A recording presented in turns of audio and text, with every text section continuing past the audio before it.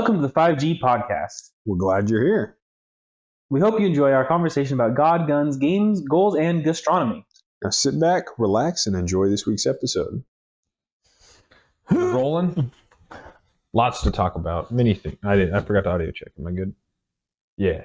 Yeah, you're good. Okay. I tried to put it down a little low. Yeah. I've been projecting, or it's just a beard. You're muffled. Yeah. Muffled, yeah. You're fine. All right.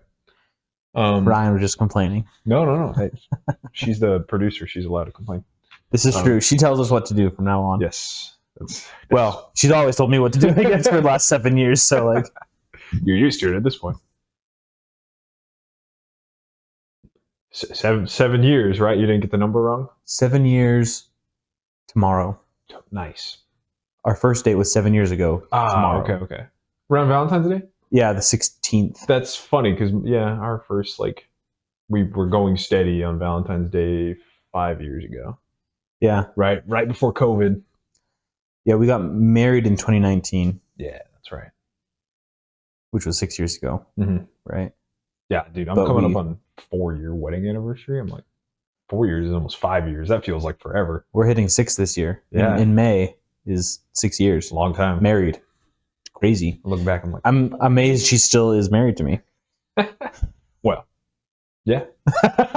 Thanks, Trevor. I'm so glad that vote of confidence. Yeah, I mean, I wouldn't stay married to you for that long. One, I'm not gay, so that'd be hard. Yeah, well, I wouldn't be, but Not to get political. That was a great joke. Yeah, it was good. The Elon Musk tweet last week, I think it was, so funny to Trump. He's like, I love Donald Trump as much as a straight man could. I did see that. And then a reporter asked Trump, like, what does Melania think of that? And he's like, I think she'll be okay with it. Or whatever. Yeah. There's been a bunch of memes. Did you see the Valentine's Day card from the White House on their Twitter? On their official X post, yeah. X, yeah, sorry. Yeah. What was it? Roses are red, violets are blue. Come here illegally and we'll deport you. On Valentine's Day. And it's a picture of him and what's the Department Homeland Security guy. Yeah. The crazy guy. Yeah, I forget his name. Not Pete. No, he's Department of Defense. Yeah. Funny yeah. Stuff. The memes. Trump has his mugshot up in the Oval Office. I saw that. Yeah. Dude, it's been under a month. We're getting memes. Just it's so weird, going from if there was a president who was doing stuff, going from Obama to Trump, the first term was they're both doing stuff, right? You can agree or disagree with them, but it's they're both working. They're both working, right? Whether you like Obama or not, he worked his butt off to do what he thought was ostensibly best for the country, right? Absolutely. I believe that, at least. And, there's the picture of him with his feet up on the Oval Office and his shoes are just worn thin from which it's a good picture. And then from Trump, and Trump's first term was not a ton of crazy extra stuff got done, right? It was sure, there was promises and he kept some of them, but draining the swamp, so to speak, didn't really happen. And you're figuring things out. Yeah. And then you go from, regular president type stuff to the Biden administration, and you're just what is it? Who's running this thing? Slowed way down. I didn't realize that we needed to have a preschool nap in the middle of the day for the country to run. Yeah, right. And then you get back into this new Trump administration, which is all hands on deck, full bore, 110% throttle the entire time. Yep. Just craziness. It's a big team. They're all and it would be crazy to go from the Obama administration to that. Yeah. Let alone the Biden administration, who was doing nothing at the end of their to this, which is just the most crazy stuff you can possibly do in government. And I think it's fantastic. And it's not just Trump. I think his team this time is really good. Again, there's interviews every day. There's endless content. Yeah. It's the press secretary, all of the people in the executive branch he's appointing around him. There's just everybody's working. I do worry that there's a bunch of yes men around him. That's fair. I can see that. But I mean, to be fair, government's always just full of yes men. Well, I like that he didn't at least get stereotypical yes men, if they are at all. That's fair. Like RFK Jr. and Tulsi Gabbard. He's surrounding himself with people that may not agree with him on every single thing, which is kind of cool. Well, in and theory. two of those guys specifically are former Democrats. Former Democrats, yeah. Former Democrat presidential candidates. Right? Like, yeah. not like some run-of-the-mill, like, comes from Pennsylvania Democrat where it's like, like, I could lean conservative on any given day on any topic. It's like, if I wasn't Tulsi Gabbard is a Hawaiian Democrat. Yeah. Or was, right? And it's just, and, Bobby Kennedy is a Kennedy. He's a Kennedy? That should tell you That's something. like the definition of the Democrat Party almost. Basically. Yeah. Interesting stuff. Right? Interesting stuff. But yeah, I like to see it. I think it's cool. Yeah. The one that's important is that, like, JD Vance as vice president, should be aligned with Trump. I think that's good to see. That those two are on the team. No, for sure. I would never call a vice president a yes man, but I like that. Well, he should. I mean, he's a partner of the president, right? Yeah, he's a presidential representative. It's like an ambassador almost. Sure. Like a worldwide. The vice president, Because he was just in Europe this past week doing stuff like that. Calling Europe out. Yeah, that too. It's the point is not just like for show that some vice presidents have been appointed. It's like, yeah, if something were to happen to the president, you should assume this guy will take lead and be more or less the same, like, because they are the same team. So I honestly think JD would be a fantastic presidential candidate / president in the future. Yeah, he's so well spoken. I agree. Yeah, I think smart guy, law degree, like, he knows his stuff, like, handles well in interviews and very, very well. Slightly combative situations, even like heavily combative situations. He's a good statesman. Yes, I agree. I'm very interested. Like, we're 1 month in, almost, not even yet. A couple of days and we'll be 1 month in. And it's like, I feel like more has been done than was done in the past 8 years, including Trump's first presidency, right? Sure. Like, it's hard to keep track of it all. Yeah. Like all the deportations, all of them, a lot of stuff with the Gulf of America. America is hilarious. I forget if we talked about that on here. I'm like, it's in between North and South America. I don't know anyone in South America who would disagree with that title. Like, sure, Gulf of America, because they already see themselves as America. Yeah, I don't. Yes, and honestly, does anyone care? Like, does anyone care? No. Like, no one cares. Maybe some Mexicans. Like, also, who, like, I don't know. Like, I don't understand the. I don't know. It's just, it's funny to me. Like, it doesn't matter. No. Like, I liked that it could apparently be done overnight. Like, oh, wait. That seems like that would be something really difficult to change. What else can we change overnight? Yeah, for real. I thought about that too. I was like, wait, you can just, like, executive order that thing into existence? Yeah, and then, like, everyone has to comply and change, and then, Google Maps. Oh, Google Maps did it. It's official now. Yeah, well, exactly. It's like, okay. I didn't realize you could just do that. We don't have to, like, change history books. We don't have to, like, notify the world. No, we just do that. Yeah. Okay. I mean, I guess that's, like, kind of the perk of being the superpower of the world. Yeah. And, like, running the free world / the unfree world. Running the world. The Gulf of America now. Yeah. Oh, okay. It's like, so I spent some time in Swaziland, right? And they renamed the country to Eswatini, which means land of the Swazis. Land of the Swazi. In Swazi. In Siswati, which is the language. So translated English. It's Swaziland. Swaziland. Yeah, it's very funny. But they changed the official name, and guess how many people on Earth cared? Absolutely zero. Because you're not. Because no one knows about Swaziland. Like, who knows about Swaziland? Like, oh, I've heard of Swaziland, maybe. Yeah, no, it's not. Swaziland, that's the one in the video game, right? Like, that's one in the fantasy book? No, that's a real place with real people. That is but, like, then America does something like, it's ostensibly the exact same, right? I mean, you're changing it from one country name in North America to another country name. Actually, not even a country name. Just a continent. You're naming it the Gulf of the continent instead of the Gulf of a random country that borders that Gulf. Yeah. Yeah, one of the 7 countries. You count Cuba? Technically, Cuba's in there too. Yeah. I was always thinking like Cuba, Mexico, America, Venezuela has a border. Doesn't Colombia? Colombia, Brazil? No, because it comes up like this. So it'd be all the. And that's I'm thinking way too low. You probably get a. The Yucatan is like right there. That comes up. Jamaica, and then there's like Trinidad and Tobago. Yeah. And then doesn't is it like? It's not Honduras that comes up that high. Is it Guatemala? I don't remember. All right, this might be a need a map thing. Yeah, so I don't look like a retard. The Gulf of America. Any more than I already am. We don't need to look like retards. Just are. No, it really is just Mexico. Oh, okay. Mexico comes up and encapsulates it all. It's really is America or the United States, Mexico, and Cuba. That's literally it. Okay. I thought there was and maybe nope, because Key West is right there. Yep. Yeah. All right. And there's nothing in between Key West and Cuba. Interesting. Yeah. And there's nothing in between Cuba and Mexico. All right. Yeah. See. Should be the Gulf of Cuba.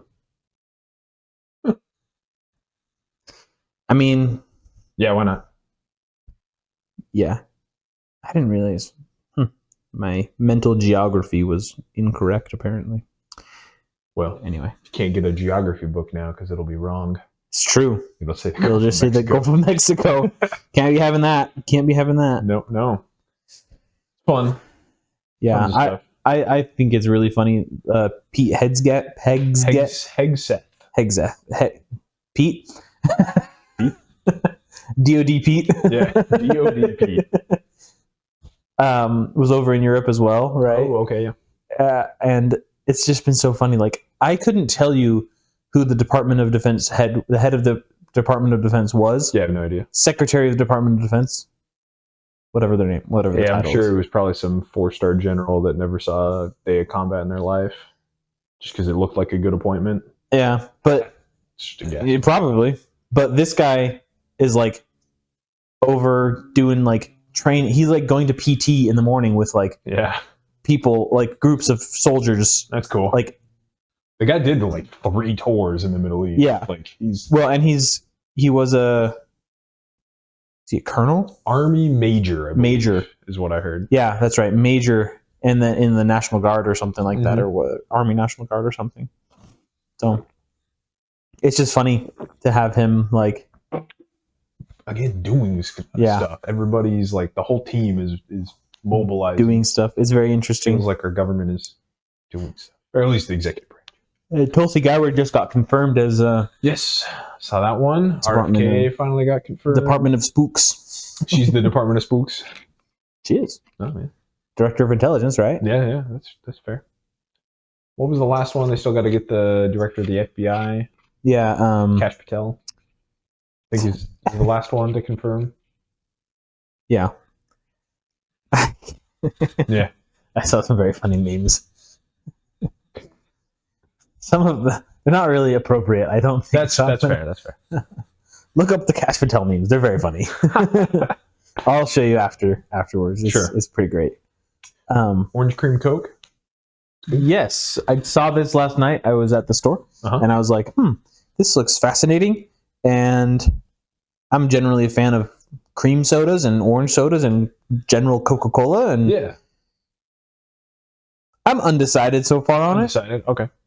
I had the sugar-free one. Yeah, the zero one. Sure, yeah. Coke Zero orange cream. It's not bad. Yeah. Like a sugar-free cream soda. It's pretty good. Yeah, I don't know. I don't know if I love. It's not bad, right? I'm going to keep drinking it, right? Throw it out. It's disgusting. I've done that before with drinks, like the Oreo one. Oh, yeah. I did not like that one. Yeah, that one was weird. They also had the, was it the spiced one or the coffee one? Gross. It's supposed to sound terrible, so. Yeah, I think it might have been both of them, to be honest. Spiced coffee flavor? Yeah. Well, no, like it was a spiced one and a coffee one or something like that. And I think I threw both of them away separately. I don't know. I'm a sucker for capitalism, I guess. And like when they introduce like a new flavor or whatever, I'm like, sure, might as well give that a try. Oh, modern conveniences. They just did the Windows updates. All right, we're good. They just did the Dr. Pepper just did the blackberry one. That's what I was gonna say. That's my new favorite one, actually. Do you like it? I think it's pretty good. Yeah. Yeah. I don't mind it. I don't think that Ryan and I had this conversation. We got one to try. Mhm. I'm like, it's good. It's fine. It's a good soda. But like, I'd rather have a Dr. Pepper. Yeah, I was about to say. I think I know where you're going with that because my dad and I had the same conversation. It's a good blackberry soda, Yes. which is not a common thing. So No. like conveniences of modern day. Oh, capitalism is great. A blackberry soda, Yeah. fancy. But whereas the other Dr. Pepper flavors recently, they've had the strawberry cream and the coconut or whatever. Those were like Dr. Pepper with some strawberry. Yeah. Nice little strawberry taste. This one is like blackberry with like a little bit of Dr. Pepper taste. Yeah. But not, it's pretty masked. So Yeah. I'm a huge fan of the Dr. Pepper cream soda flavor. yeah. I really liked the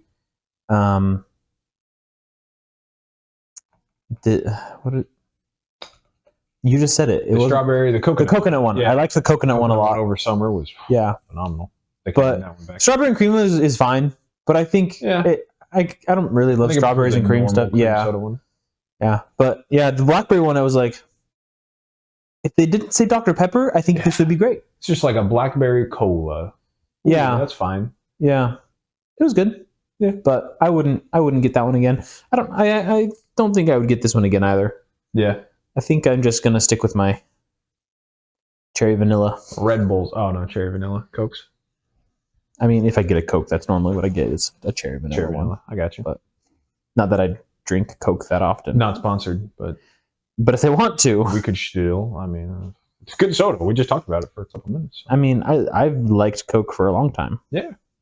If they brought some of that sweet South American Coke here. No, the Mozambican Coke. Oh, okay.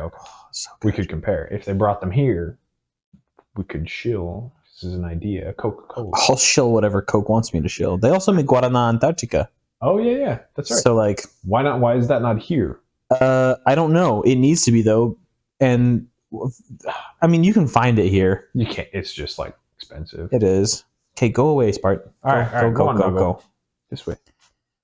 Yeah, that's like my favorite soda though. Yeah. Any that I've ever had. I think.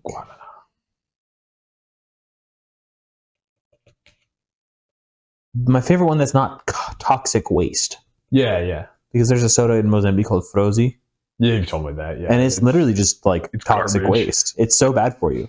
It literally, yeah, Yep. it's horrible for you, but it's delicious. They have great flavors too. Right.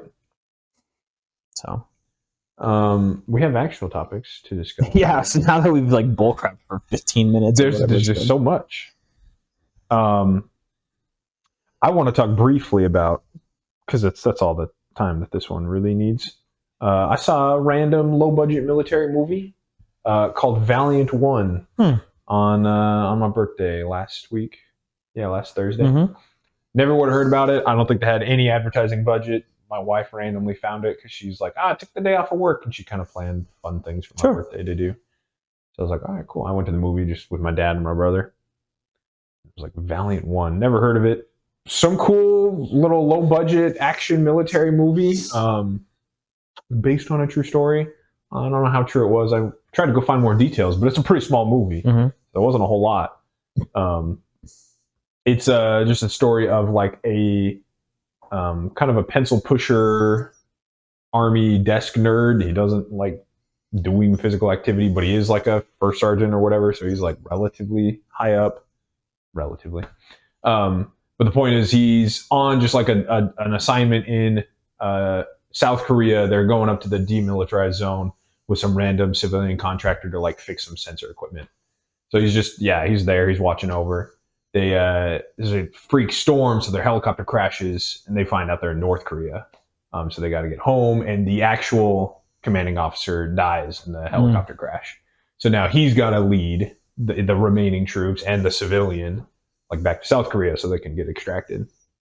So honestly, it was a good short story. It was barely an hour and a half, just kind of about this character rising to the occasion. You saw it was all from his point of view as the protagonist. They had good depictions of like him kind of freaking out, like the adrenaline sometimes with some of the high intensity scenes. Because North Koreans see a helicopter crash, so they come and investigate, and it's got some tense moments. There's like some emotional scenes, but they never let it kind of go too far. So there was just enough characterization to get you to like, okay, yeah, I understand the main character and like where he's coming from. I don't need all the like fruity backstory. Yeah, for real. It's like we're just here to tell this military story, and it didn't overstay its welcome at all. It was I thought it was good. It was enjoyable.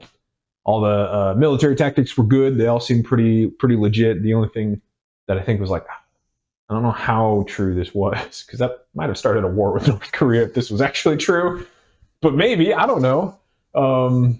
So because they did end up killing some North Koreans. But it was neat. Again, it was a good story. Never would have heard about it otherwise. I thought the actors did fine. I mean, they weren't like phenomenal, but again, the script didn't need them to be phenomenal. Sure. It was well written, well directed. So nice. Valiant One. Again, I don't probably recommend spending money on it, but like, I don't know, if you catch it, you'd be like, oh yeah, throw it on a streaming service. Like it's pretty good. Nice. So yeah, it was very fun. good. Very good. Very good. That's it. That's all I got. That's all you got on that one. Yeah. It's always cool when you see military movies with like actual like military tactics. Like, okay, yeah, this is all true to form. Like, so there was like one point, and my brother was trying to catch like, oh man, the one girl, she's just like spraying, and I'm like, well, no, she's like covering the main character. And he said like, cover me. So she's just when they tell you to cover, you just lay down fire. Like anywhere. You don't need that general direction. You just like, yeah. Don't need to aim, even though like, okay, enemy lines, you need to conserve ammo or whatever, but like you got to cover your guy. Yeah. So just spray. That's true. I spent some time with the Marine Raiders years ago. Mm-hmm. How many years ago? I was, 12 years ago. I think it was 16. Okay. But they said that same thing where it's we were shooting with them and stuff like that, and we put their M4s on full auto and basically just mag dumped into a target, right? Cool. Which was awesome for a 16-year-old to do. Mm-hmm. But they're telling us about it, and I was like, so like, do you ever do this? It's like I feel like that's like so wasteful. Yeah, and they're like, yeah, really the only time that we do it is when we're doing what we call a tactical retreat. Yeah. And basically that's just we got to get the hell out of Dodge. Mm-hmm. And basically it's just they do because they're small units. Marine Raiders are similar to like Navy SEALs, or like they're like an elite version of a Marines, right? Okay. Delta for Army. Yeah. Mm-hmm. Yeah, they're not not quite as elite, but they're more like Army Rangers, I would say. Okay. If I had to compare them. Sure. Anyway, they're bad A's, right? But awesome. If they have to tactically retreat, basically what they said is that they just have like one guy at the back, and then they space out like 10 feet apart, mm-hmm. and then the guy in the back unloads a mag just into whatever the top guy can, and then he runs to the front. The next guy unloads a mag, runs to the front. The next guy unloads a mag, runs to the front, and they just like 10 feet by 10 feet, just like also kind of had a scene like that in this movie. Yeah. Too. They're in a tunnel actually, so Mm-hmm. it was like very tight quarters, and they have to escape while they're getting shot at. Yeah.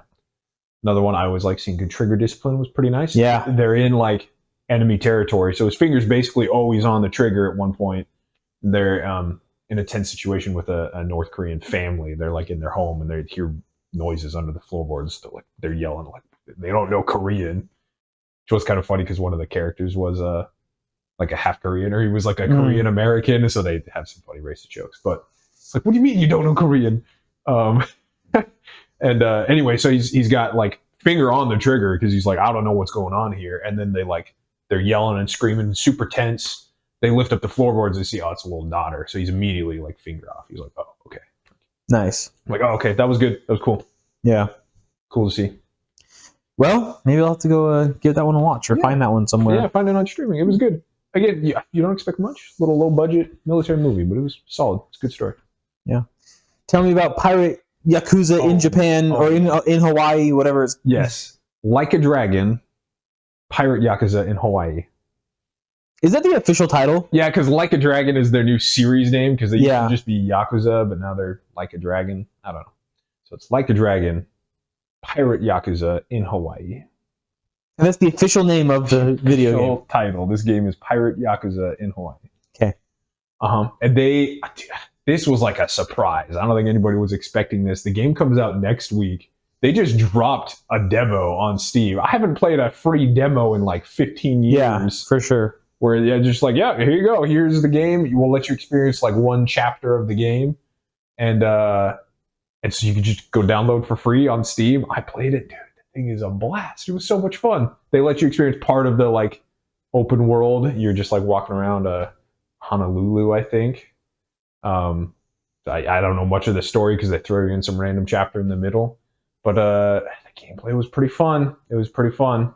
And you're walking around Hawaii. And in the Yakuza games, you kind of just like, that's Japan. Like, it's kind of silly, goofy, where it's just like random dudes come and beat you up. Yeah. This one, you're just like on the beach at Hawaii and random dudes walk up and beat you up. And the main character's like, this happens all over. Like, no, that doesn't happen. Right?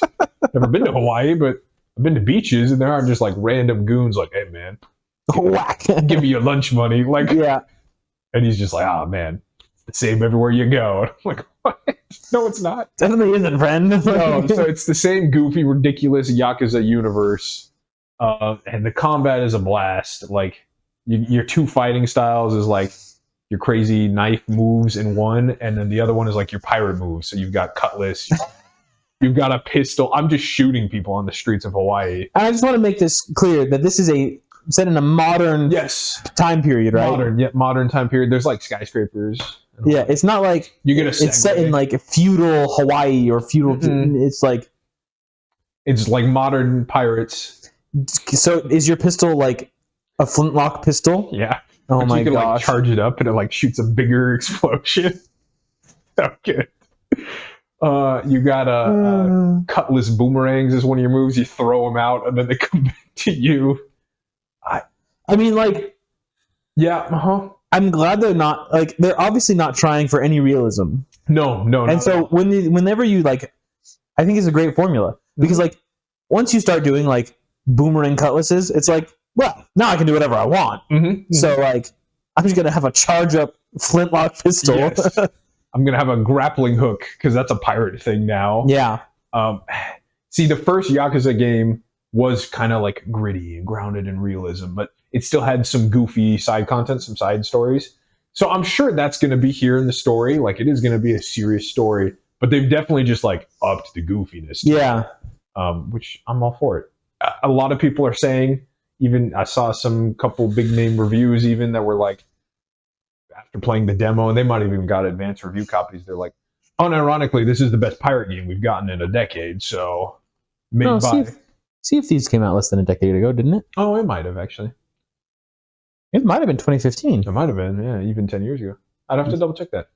But at least like for like a single player pirate game experience, yeah. Assassin's Creed Black Flag, it's like 2013, 2012. No, Skull and Bones, Trevor. What about Skull and Bones? The great success that Ubisoft had. I thought that was a mobile game. Did those count? Oh yeah, I forgot. Yeah. It looked like a mobile game. Probably played like a mobile game too. Graphics on this look good. The fighting is good. Best pirate game. In the demo they had to. You get to the ship battles and so much fun, dude. Again, it's a little goofy, but you've got machine guns on the front. Modern pirates. They just had a little like a battle arena you could do, because there's this whole like undercity of pirates. Apparently, they have a big battle arena. Why not? So yeah, machine guns on the front, which do like kind of minimal damage. You have your cannons on the left and the right that do the most damage, but those recharge. It's got like crew management, so you got to manage your crew. Oh, that's cool. You got to fix your boat. If your crew goes down, you got to go like slap them awake. You got to pick them up on the deck so you can like leave the ship wheel to go like fix your crew. I think there wasn't much in the demo, but even outside of combat, they've got the crew management of like leveling them up and assigning them to the right thing. Like, oh, do you man the guns or do you man the whatever? So the cannons, you're in combat. You're like you've got the boost, you got the nitro boost to get ahead. They have a drift button, which is hilarious. Because I'm just like I'm firing the machine guns. And then I'm like, all right, and then we got to boost and drift behind them so that we can broadside them with the cannon. It works well. It works well. And then once you like damage their ship or their engine or whatever, I don't know. We're like sails, but we have machine guns. I'm assuming we have engines too. I don't know. Then you do a battle on the deck. You board their ship for like the final phase of the fight. So then it's just a massive like 20-on-20 brawl. And then you have to actually beat them to win the ship battle. I'm like that's good. It was good, solid combat. Yeah, I'm excited to do that more in the game and customize that and whatever. That's cool. So I don't know, big W's for that game, that company. I have no notes, no complaints. It was fun. That's super cool. Yeah. Well, I assume you're going to get that when it releases. Probably. Spend hours and hours and hours on it. Probably. I was debating for a while, but this demo is like, it's really sold me. I haven't bought a $60 game on release in a while. Well, I'm glad their demo was good enough for them to be convincing. Like, more people should probably do that. Like, why not? Week before the game comes out? The problem, Trevor, is that most games aren't that good anymore. No. I'm sure there are games that would have been fine doing that, right? Yeah. But just a little, like, 2-hour demo. Just sell the game. Like, it's free marketing. Even an hour. Yeah. That's what I said at the start. Like, it's been so long since I've seen games do that. Yeah. Yeah, fair enough. Well, should we talk about a little bit of MTG? Yeah. We can do that. For backstory, I suppose. I'll pull up my chart here because this is what you need to do before you play every Magic game now. Reading glasses. Well, for backstory, the format that is most popular in Magic the Gathering currently is Commander. Most people know that, who are in that world. There was a Commander Advisory Council. Yeah. I think that's what they used to be called. Advisory group. Yeah. Who, because it's a fan-made format, it wasn't an official Wizards of the Coast who own Magic the Gathering. It wasn't an official format that they created. Sponsored. Yeah. And so there was a group of fans of the game, basically. Right, a couple content creators that were big. Kind of got together and said, like, this is how the game is going to be played. Like, we're going to, ban these cards, X, Y, and Z, whatever. They banned a couple cards 6 months ago. Yeah, pretty much. At this point. 6 months. That everyone was up in arms over. Yeah. They were getting death threats. Yeah. Because of it. Crazy. And then this group disbanded, basically. Yeah. And so Wizards of the Coast absorbed this Commander Advisory Council into it's an official group in their company now. Yeah. Yeah, they bought them out. There were probably talks happening behind the scenes anyway. Like, I'm sure Wizards of the Coast wanted to do this for a long time. I agree. But now they officially own Commander. And so they said when that happened, they're like, well, we're going to come out with some standardization and we're going to make this an official format, basically. There's some changes coming down the pipeline. Yeah. And everyone was like, oh, okay, like, let's see how this plays out. See. There was opinions on both sides of the aisle here, not political aisle, but like both sides of the spectrum where it was like, this is going to be the greatest thing ever for Commander, and this is going to be the worst thing ever for Commander. And, most people, I think, were just like, well, let's just see what happens. Yeah. Right? Spoiler alert. So far, Wizards of the Coast is doing their normal Wizards of the Coast thing and making it all overly complicated and really dumb at the same time. Yeah, right. That's pretty accurate. Like, I don't know. That's just my opinion. Right. Why don't you go ahead and... Yes. So as I alluded to with the chart now, you must refer to the chart every time you play Commander. Yes. And have all of your decks memorized. Yes. And you have to remember, like, do I have 1 or 3 tutors in this deck? I've got a conspiracy theory on that, but... they're going to print more tutors? So now you have brackets, they're calling them. Not tiers or power levels or anything. This is just a beta, technically. Commander Brackets beta. Yeah. Sure, whatever. Obviously, they took this long to talk about this, so they're probably pretty set on this. Yeah. You have 5 power levels, 5 brackets, and your decks are placed into one of those brackets. And so now, if you play a bracket 3 deck against another bracket 3 deck, that will be a fair and balanced game, guaranteed. And so, in addition to the brackets, they have stipulations of like, we have the banned list, but now we have these game changers, which are like, these are cards that we know are good, but we won't ban them because money. Basically. So yeah, these are the powerful cards, and you're only allowed so many of those in your deck based on the bracket you're in, unless you're in brackets 4 and 5, and then you can do whatever you want. Because those brackets are basically the same. Bracket 1 is like trash tier, garbage, doo-doo deck. There's nothing. And then bracket 2 is where the game actually starts. For like, this is, you bought a precon from Wizards of the Coast. Money. All of our precons are bracket 2s. And then bracket 3 is like any average person after their first precon builds a deck. And you're allowed some game changers if you want. Yeah. And then bracket 4 is like such a huge jump there of like, now you can just do whatever you want. Yeah. And then bracket 5 is like, now you can do whatever you want. More? But you hate your friends and probably yourself? Because you're not playing for fun anymore? Yeah. Bracket 4 is I want to win, but I'm still playing for fun. Bracket 5 is CEDH, where there's no fun. It's competitive. Yeah. Yeah. And that's in a nutshell.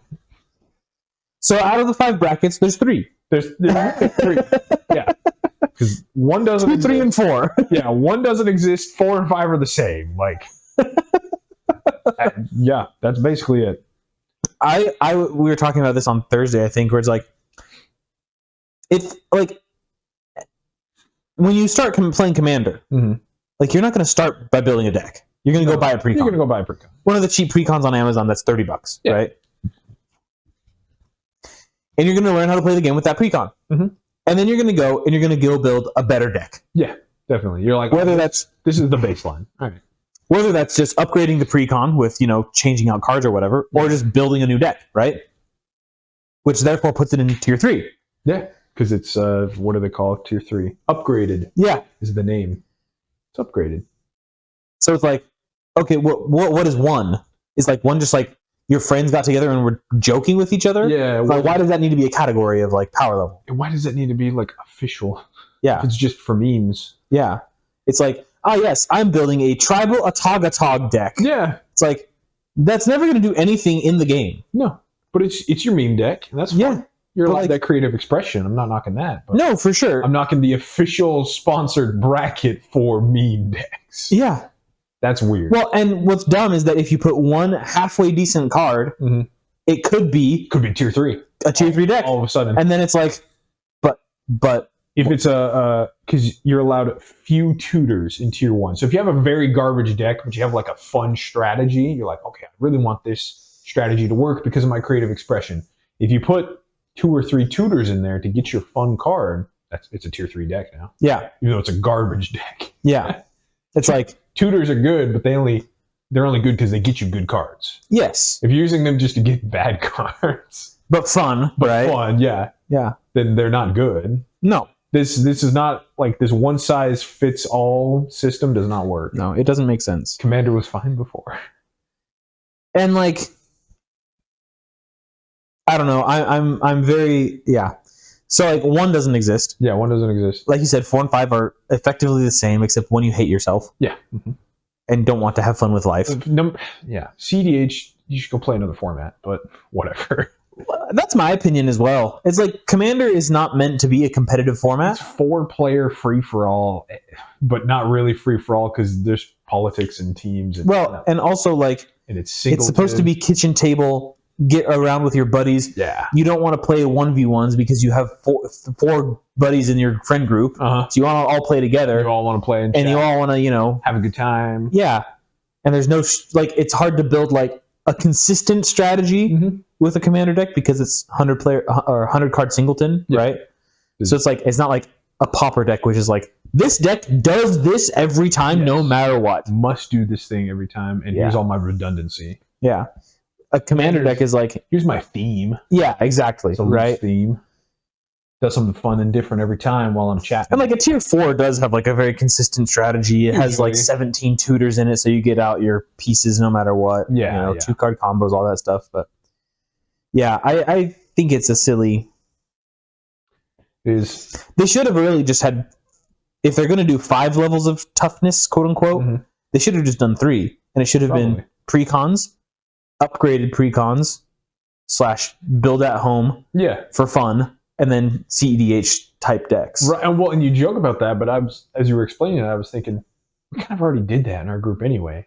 We had 3 tiers. We were like, oh, this is a precon. And somebody's like, yeah, I made this garbage deck. We'll see if it goes against a precon. Yeah, exactly. Because that's the minimum. If it can't beat a precon, then and like, precons aren't like unfun to play. No, for like the record. It's like they're usually pretty forward, pretty simple strategies. Yeah, exactly. So we usually had like, oh yeah, okay, I'm going to play a precon. And then we're like, oh, well, we're playing like, upgraded kind of average, like, or maybe one of the good precons, the really good ones, the Warhammer. Like, okay, yeah, I'll play like a slightly upgraded deck. Yeah. And then we're like, hey, we're going to play like combo decks. We're going to play like high power now. So like, we already had like 3 tiers anyway. Bring your highest power deck. For our casual play. Yeah. I have to imagine most people are kind of similar. I think so. Yeah. Right? Like, I don't. And some of us have meme decks, and so you bring the meme deck to either the precon or the upgraded, knowing you probably won't win. Yeah, it's like, but it was fun. It's like you guys have been like, oh, I'm gonna play this deck, and then like, oh, it's like reasonably powered, and it's like, okay, cool, and then like everyone's like, oh, well, bring this deck and this deck, and I'm like, I want to play raccoons. And bring the trash pandas. And it's not a good deck. I know this. It's trash tier. I know that this deck does not stand out, but I want to play the jank deck and have fun. Yeah, messing with you guys with my jank deck. I think of Caleb with his every upkeep deck. Yes, shout out. Exactly. That is probably a tier 1 deck, Caleb. It's garbage, but it's fun and it's creative expression, and that's the point of Commanders, to have a fun time. But like, that doesn't need to be a tier. No, it really doesn't. Like, I have all of the raccoon cards in one deck. We joked about this again on Thursday. Like, okay, we're all going to play tier 1 trash decks. I'll see you guys like next week. Like, because that's how long this game is going to take. Yeah, for real. 7 hours because later. There's no interaction. You have to go through 100 cards to get your combo no pieces board wipes, no tutors. Yeah, exactly. It's like, geez Louise.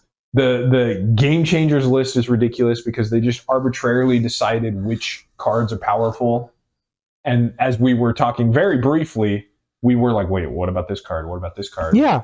There's so many other powerful cards that should be on a game changer. And some of these cards are like, yeah, that's a game changer for sure. But like the red ones, they have 2 red cards that are game changers. Yeah. But it's like, and one of it is Jessica's Will. Jessica's Will. Which is like a good card. Yeah. But like, it's a ritual effect. There's also just ways that, like, yeah, you add some mana. Yeah, you get to exile 3 cards and play them and whatnot. But it's like, woo. Like, I mean, it's fine. It's a good card. Don't get me wrong. It's a good card. But like, it's not a game changer because what if the max hand size is 3? Yeah, exactly.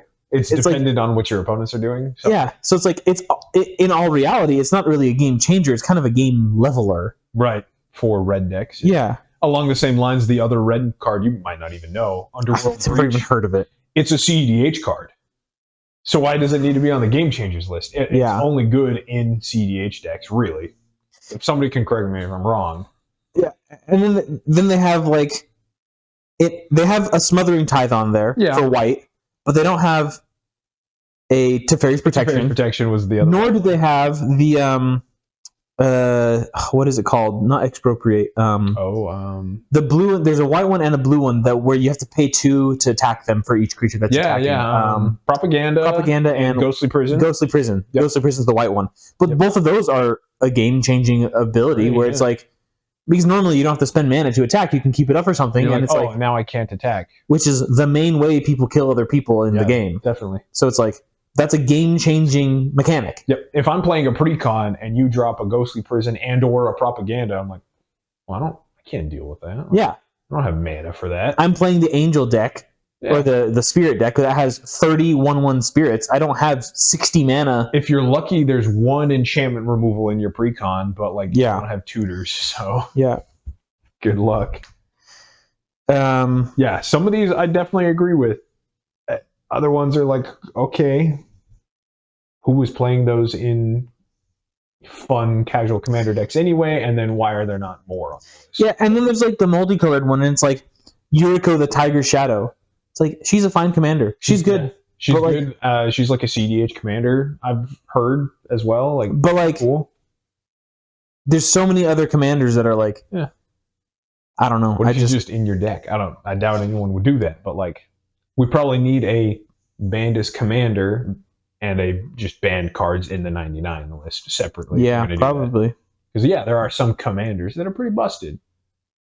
But like, you could throw them in a just put them in the deck. So like, just by having one of those legendary creatures in your deck, that's a game changer. What's crazy to me is that Demonic Tutor is on this list. Yeah, that's the only tutor they picked. Is that? Oh, that one's too good.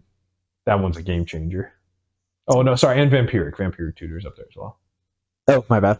Yeah, but then I don't know. This is such just like a random list because like for me, Vorinclex Voice of Hunger. That's a crappy card to play against, right? Sure. But like the Vorinclex, the counters one, also sucks to play against. Yeah, right. In whatever deck combination you're playing. That's a game changer for any deck that it hoses. Like, So what do you? Yeah. It's such an arbitrary like.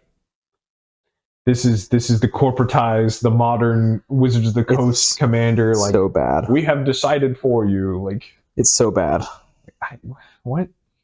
This is how you must play commander. At the end of the day, just keep playing kitchen table commander. You know, do what you want. I'm interested to see if they don't have a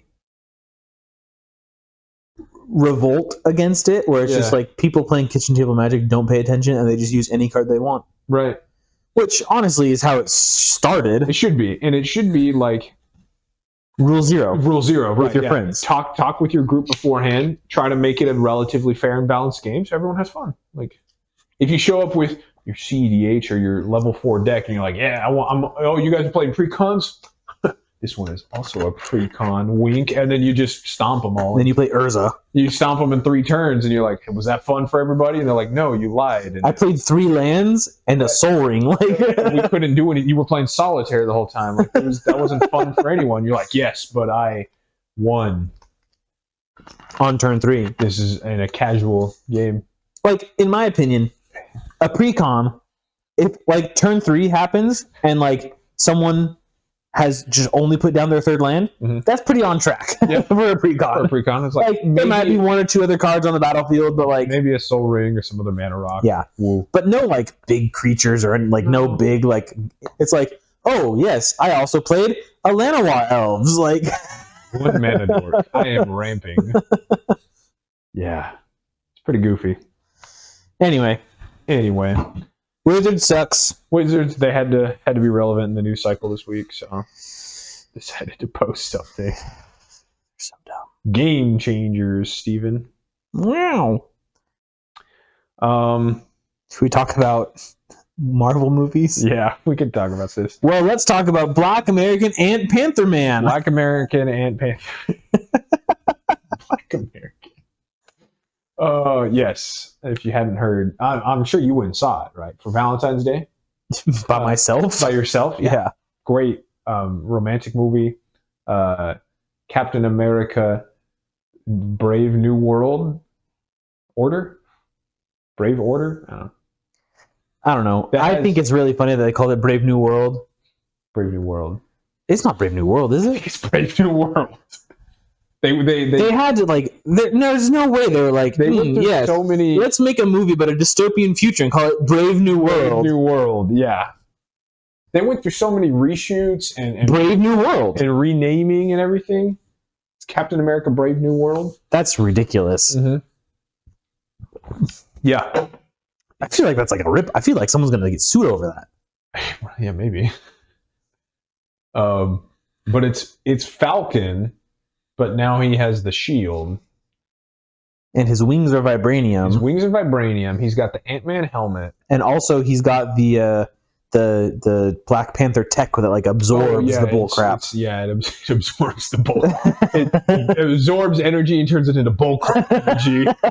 Like, and emits it the entire movie. And now you're immune. It's plot armor. Yeah. So he's got all this borrowed tech from everyone. Does the helmet make him go small still? I don't think it makes him go small. It just like snaps out like Ant-Man. Yeah, but it's like not. Back. Yeah. And it looks like an Ant-Man helmet.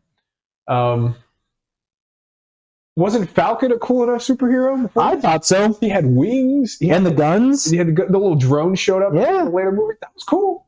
I thought so.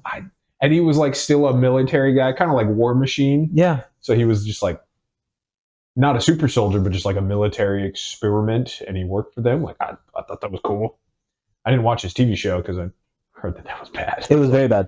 But like the character Falcon and the Winter Soldier, is that the one you're talking about? Yeah. Sebastian Stan, the Winter Soldier, is a great character. I heard they barely had any Winter Soldier, which is unfortunate. It really was Falcon the movie. Yeah. More like Falcon the musical, because he just sang about his woes the entire time. Yeah. It's like, I can't believe I'm a superhero and have to deal with all these stupid people around me. Yeah, I vaguely remember that. I think I saw. Oh my gosh, I'm so oppressed because I have $1 billion suit on my back. Yeah. Oh! Right. Oh my gosh, I can't believe that I'm part of the Avengers and was so like, dude, shut the F up. You got the Captain America shield. Also, you're being a whiny baby. Yeah. You're part of the Avengers. It's pretty good. And you're friends with Tony Stark. And you just were friends with Tony Stark. Ooh, yeah. For just being a normal guy, it's pretty cool. Yeah. You didn't have gamma radiation or come from a different planet or super soldier serum. Know the mystic arts, whatever it is, right? Normal guy with some cool military tech. Yeah. Now he's got the bullcrap energy. For real. The movie came out. I think they were just trying to make some money because it's been in production for so long. They were like, just ship it. And I saw reviews. I saw some spoiler-free reviews first, and then I saw some spoiler reviews because I'm not going to watch that movie. Same. It looks abysmal. They just like piecemealed together a story and vague comic book references. They're like, hey, remember Hulk? Let's throw in some Hulk villains. The tiniest version of the Red Hulk possible. Yep, Red Hulk, which was like a big surprise in the comics. I was talking to my dad about this. I was like, wasn't this like a big reveal? That like you didn't know who Red Hulk was behind the scenes, and then you're like, oh no, it's General Ross. Like that was like crazy in the comics. They built that up over years. This one, they showed it in the trailers. And apparently he's only in it for like 6 minutes because CGI is expensive. So also Harrison Ford is like 90,000 years old. Also that, yeah. 82 years old. Yeah. Whatever. Yeah, so they borrowed Red Hulk, a Hulk villain. They borrowed some other random Hulk villain who was like the big brain mastermind. Oh, yeah, that's right. I saw that. Woo. Liv Tyler was in it as Betsy Ross, like from the Hulk movie in 2008 with Edward Norton. I don't know who Liv Tyler is. Arwen from Lord of the Rings. Oh, yeah. I do know who apparently she was in the movie. You're like, what? Isn't it like the second movie she's ever been in? Yeah, since the Hulk movie, I think. Probably. I didn't realize she was in the Hulk movie. Yeah, she was Hulk's first girlfriend. It wasn't a bad movie. No, it really wasn't. It was like, where has she been the whole time? Also, shouldn't Hulk be in this movie? Like, yeah. If they're borrowing Hulk villains, plots. Well, Andrew Norton? Edward Norton. Yeah, Mark Ruffalo's their new Hulk, but Edward Norton is a better Hulk in my opinion. I agree. I heard that like he was tough to work with or something, so that's why they went with Mark Ruffalo for the Avengers. But Edward Norton, I think, in my opinion, was probably hard to work with in like a Henry Cavill way because he is like a Hulk fan. Yeah, that's why that first movie was pretty good with him. I mean, it was 2006, 2008, same year as Iron Man. They punted. Was those, it really? They punted those two out as like, let's see which one takes better for like to be the lead of our Avengers universe at that point. Iron Man obviously won. Because at the end of the Hulk, he meets Nick Fury. I'm pretty sure. I think.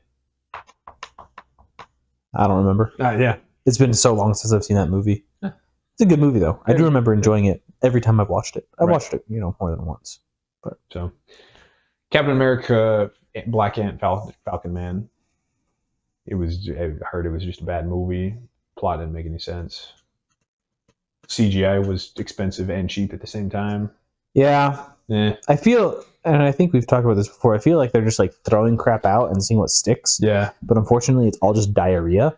And so like none of it's going to stick. It's all just going to fall down and fail miserably. And again, I think they just needed to make some of their money back. So they were like, oh, let's just try. Did you see?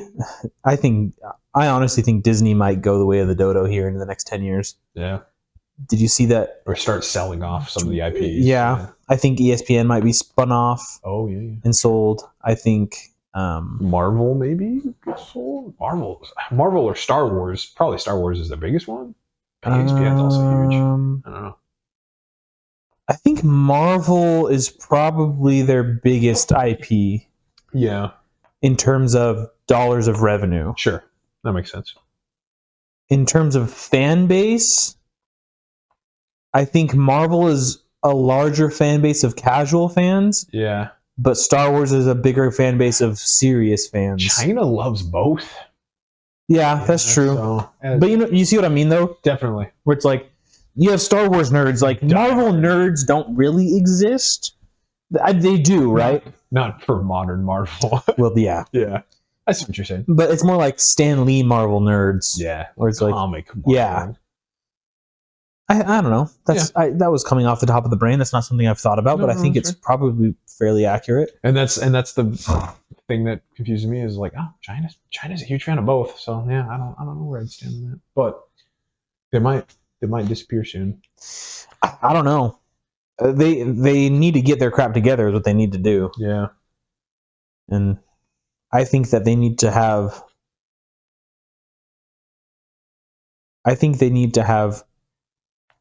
someone head their divisions who is an actual nerd. Yeah, well, yeah. And not a business person. Right. I think we've talked about this before where like small businesses like game stores, local game stores are run by nerds, not business people, and they need to be business people before being nerds, right? Yeah, definitely. The problem right now with Marvel is that they're looking at it as a business. As a business. There's enough business people there. Like the CFO, the COO, they'll figure out all the business stuff, right? But let the nerds create the nerd stuff that built your brand. Definitely. Right? Like, that's my opinion, at least. Or built the brands that you've absorbed. Right. Like, anyway. Sad to see it go. Captain America 4, I saw the graphic comparing all of Marvel's 4th movies are just not good. They all just fall. I heard Chris Hemsworth said something the other day. Thor, right?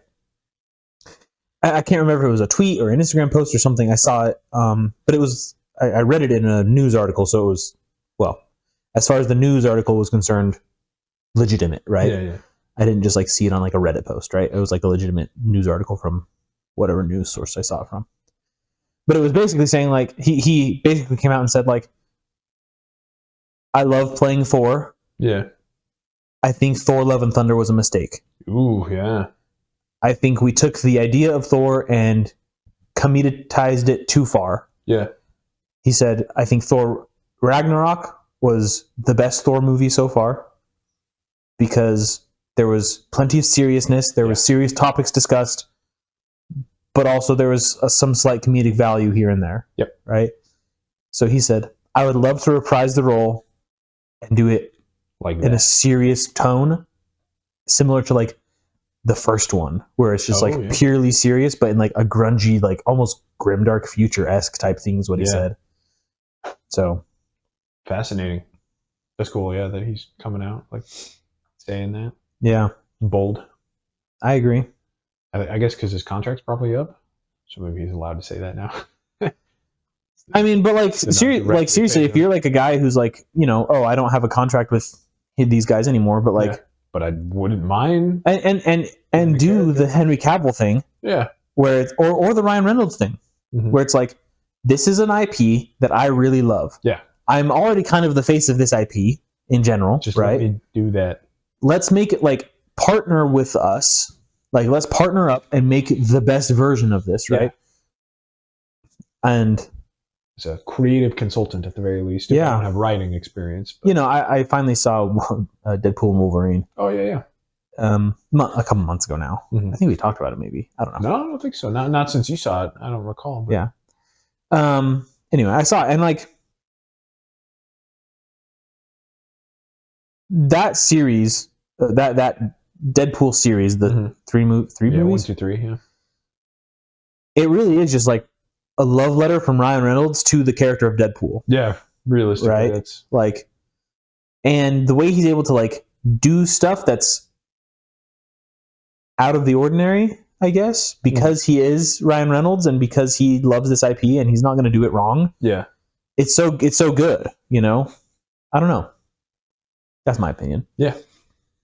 And same thing we see with like Henry Cavill and all the projects he's worked on, where it's like, Yeah. okay, well, if you're not going to do that, see you later.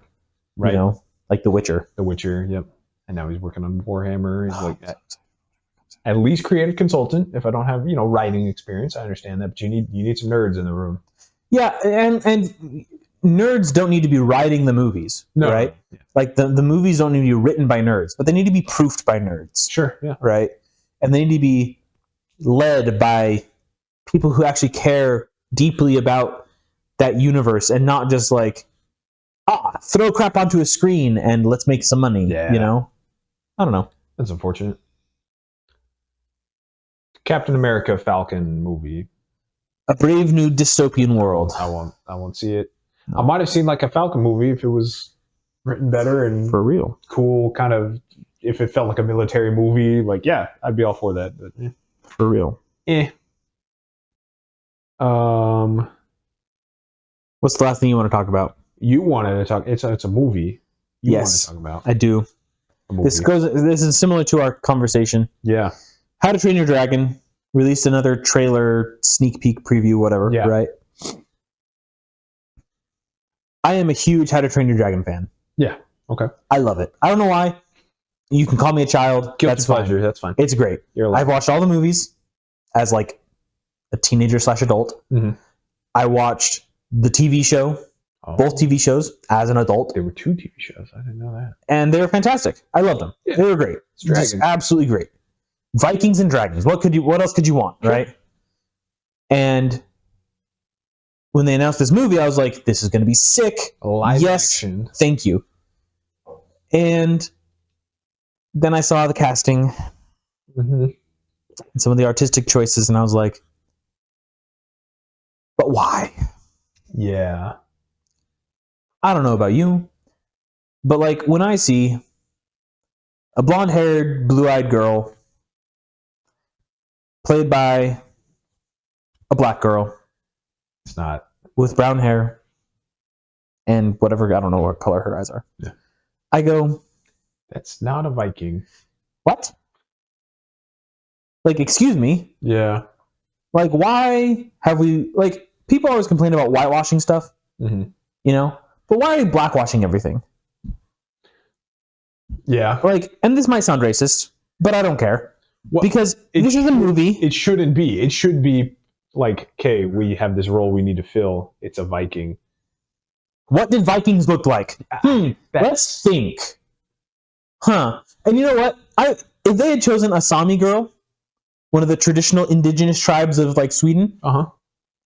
and they said, look, these people were in Sweden. Yeah. Those are Vikings. Like, That's a Sami girl could have been in a Viking village. pretty good. I would have said, like, you know what? I love it. I Yeah. like it. It's fine. I don't love that it doesn't match the character exactly. But you know what? If you were saying, like, we thought about it and we were like, we wanted some indigenous representation of the people in Sweden Yeah. at the time of the Vikings, and we chose a Sami girl who is not blonde hair, blue eyed, Yeah. right, to play that role of Astrid, I would have been like, I would have been 100% fine with that, if not ecstatic about that. Yeah. Yeah. Because that would be fantastic representation for a marginalized group, right? Yeah. Sure. But instead, they decided to bring someone from the southern tip of Africa. Which doesn't really make any sense. I get, it's animated, but now this is live action. Oh, it's just a movie. Oh, there's dragons. You're like, yeah, but Vikings. So the two twins also have been shown in the preview. Oh, okay. And they look like stupid people as well. Oh, because they're not twins looking. You'll have to look it up. It's ridiculous. But they're twin. How am I watching at a glance supposed to understand things about the characters? Like, you're supposed to understand that those are twins because in the animated show they looked identical. Identical, yeah. Yeah, like. So there's been some backlash, right? Right. And I can't remember if it was the director or like the head producer or whoever came out and said, well, this is an adaptation of the movie. If you wanted to see the actual thing, go ahead and just watch the animated movie again. And I was like, okay, I will. What? Well, first of all, I was like, okay, that's a weird thing to say. Like, don't watch my movie? Okay, fine, I won't. Interesting marketing strategy. Yeah, for real. Don't watch my movie. Trying like a little like reverse psychology here. Like, I don't know. But he goes, so he says like, yeah, this is an adaptation, not the actual, not a recreation, not a remake or and I go, okay, like I get that, but like if you want to tell a story in this universe with some black chick, make a new story in that universe with a black chick. Yeah, fine, I don't care. Like, but this is the character. This is and you see the preview. And it's like a 1-for-1 copy paste of the first movie. I saw like a 60-second of like the scene, I think him with Toothless the first time. And there's like the cage scene where they're fighting the dragons in like the domed cage or whatever, right? The dragon arena. Yeah, exactly. And it's like literally a 1-for-1. Except live action versus animated. And I'm like, is identical and everything. And I'm like, you say this is an adaptation, but like this is a copy paste. Yeah. So why didn't we copy and this is a larger conversation that we've had before. As a fan of How to Train Your Dragon, I heard a live-action How to Train Your Dragon, and I said, I love How to Train Your Dragon. I'd love to see it again and with live-action characters. Yeah. If you legitimately just copy-paste into live-action... You would have been happy. The same lines, the same thing happens. I know the story already. I don't need anything to change. I would have watched that movie in a heartbeat. Yeah. I would have gone and paid my $12 or whatever a ticket costs now, $10, whatever, to go to the movies, bought my popcorn, bought my drink, and been so happy to go watch this movie. Been a happy camper, yep. Like, it would have been great. We've said this about Halo. Yeah. We've said this about The Witcher. The Witcher adaptation. We've said this about so many different shows where it's like, literally, what fans want is the same stuff that made us fans. Yeah. Except done really, really well. Right? Yep. It's like the Halo TV show, if it had literally just been the story of Halos 1, 2, 3, 4, and 5. Boom, you got 5 seasons right there. Like, let's go. Awesome. And like literally it was just like a great Master Chief and like great supporting actors. Yeah.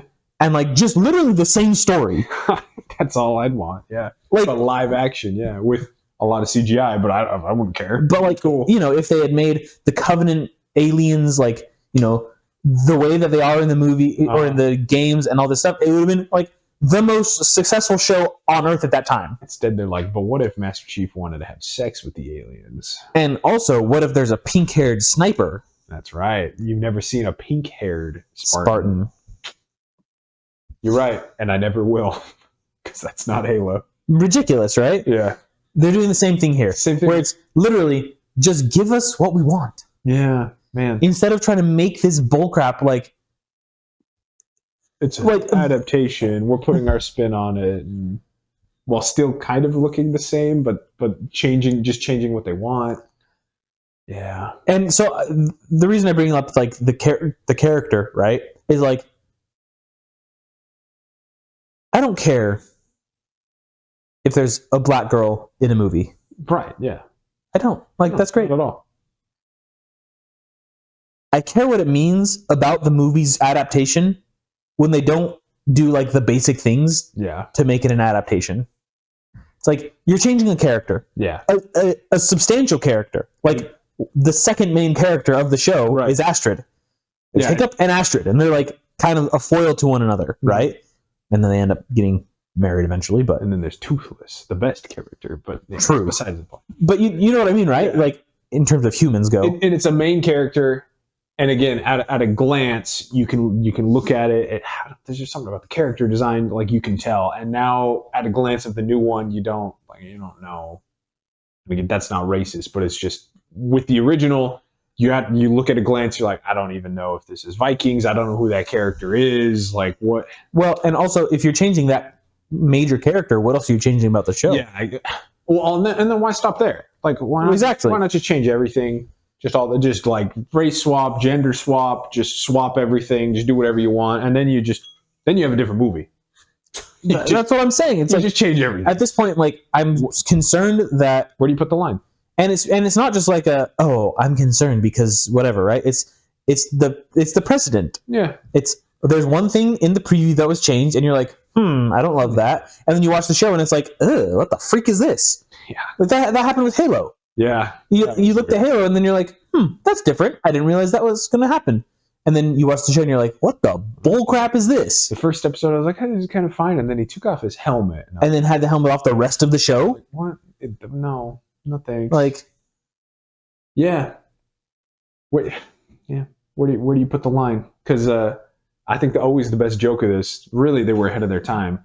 Avatar: The Last Airbender had their joke episode where you saw a play of like the rest of the show up to that point, and they had Toph, who's the blind earthbender, who's kind of like she's tough and muscular or whatever. Then in the play they had her character played by just like this giant buff dude. Like okay, because why just if you swap that, or just swap everything, like why not? Like it was a parody back then. But now you're actually doing it. I just like I'm just so it's not mad about all of these studios changing these IPs that we love.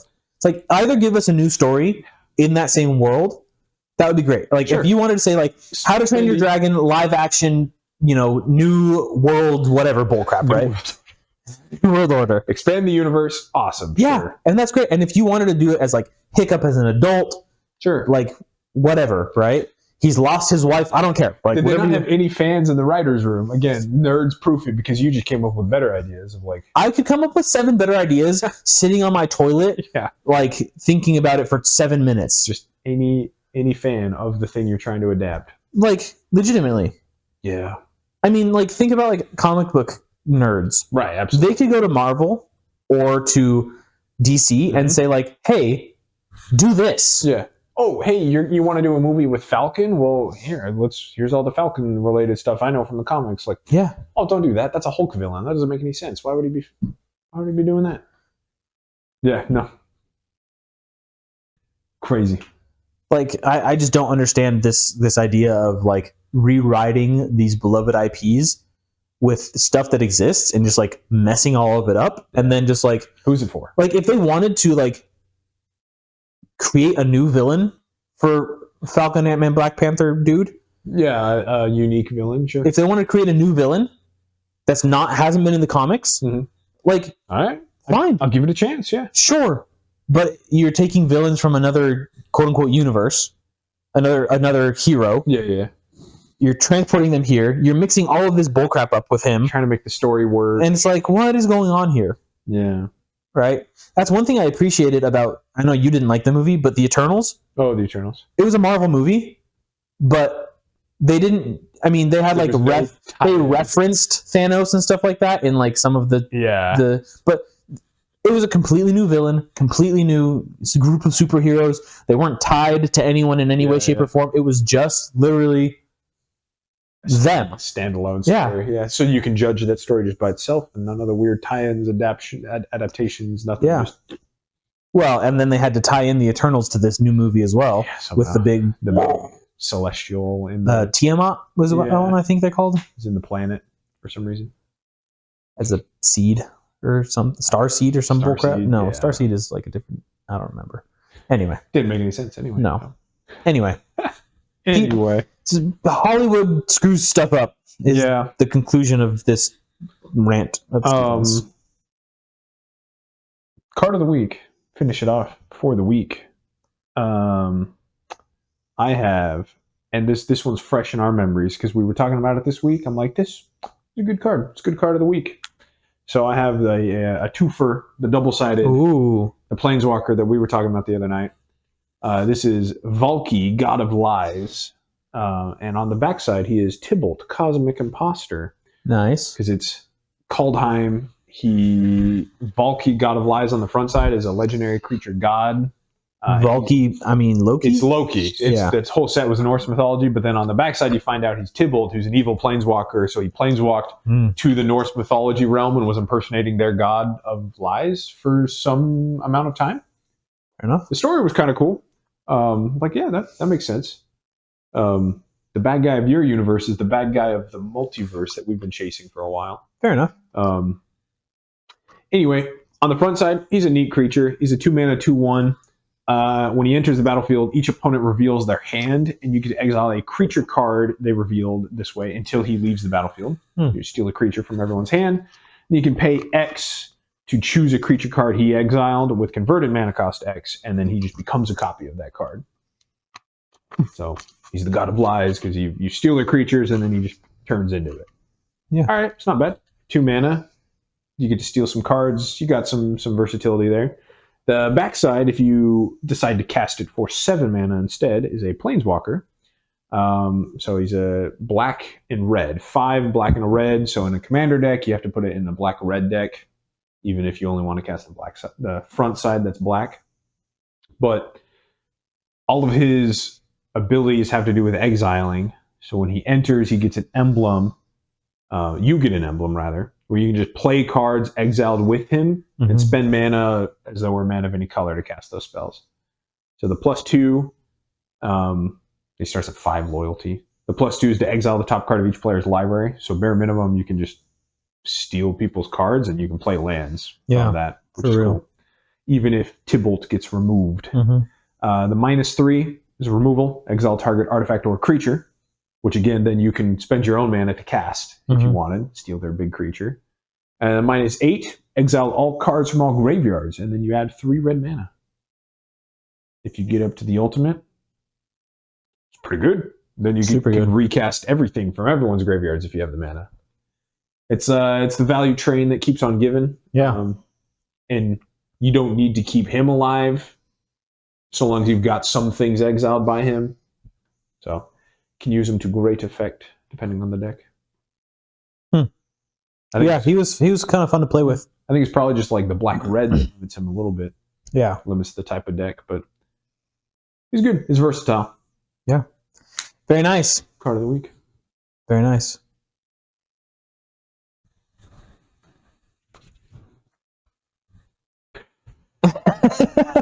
Just for Ryan. Thank you for watching this week's episode of the 5G Podcast. Make sure to like, comment, and subscribe to see more. And we'll see you next time. Thanks.